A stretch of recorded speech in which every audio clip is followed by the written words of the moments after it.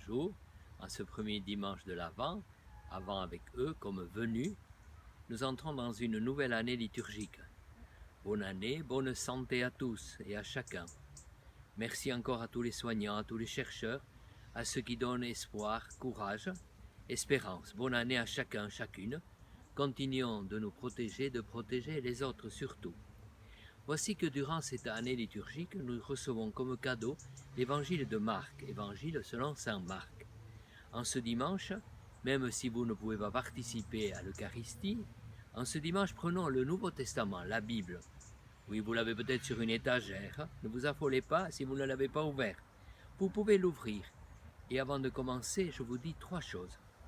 C'est, nous disent les savants, l'évangile qui a été mis par écrit en premier. Deuxièmement, c'est le plus court, 16 chapitres.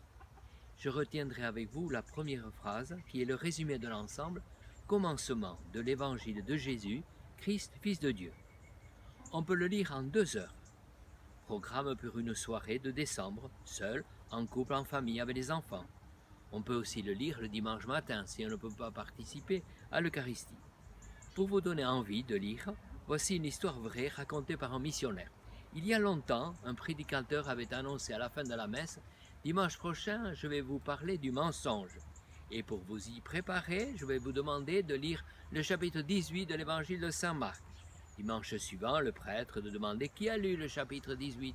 La moitié de l'assemblée lève le doigt. Et le prêtre de dire heureusement que je vais vous parler du mensonge parce qu'il n'y a pas de chapitre 18 chez saint Marc. Revenons sérieux à l'évangile de Marc. Si vous voulez, tout au long de ce temps de l'Avent, nous gardons en mémoire commencement de l'évangile de Jésus-Christ, Fils de Dieu. Tout est dit, tout est donné, mais tout est à accueillir et à vivre. Commencement. C'est le même mot que genèse, principe, origine, genèse, mot qui veut dire aussi l'arche, confère l'archétype. Genèse, création. Vous savez que dans la Bible, il y a 2 récits de la Genèse. Il y a aussi 2 annonciations en Saint Luc. Il y a 2 Genèses de Jésus dans Saint Matthieu. Commencement n'a de sens que s'il y a une suite. C'est une histoire d'amour de Dieu avec son peuple, avec chacun de nous. Alors chaque jour est un commencement, un recommencement dans sa vie personnelle, dans sa vie avec les autres, dans sa vie avec Dieu.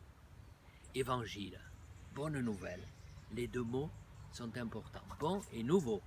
Il faut que notre vie chrétienne soit quelque chose de bon et quelque chose de nouveau.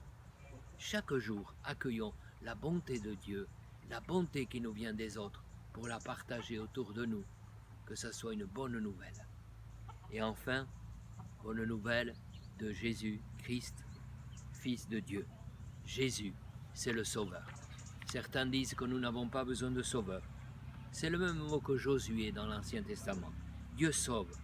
C'est le contraire de ceux qui criaient contre Jésus, qu'il se sauve, sauve-toi toi-même. Quand on dit on n'a pas besoin de sauveur, retrouvons aujourd'hui les mots qui nous permettent d'accueillir Jésus comme sauveur. Christ, c'est celui qui a reçu l'onction. Rappelons-nous de cette onction que nous avons reçue au baptême et à la confirmation, les prêtres à l'ordination.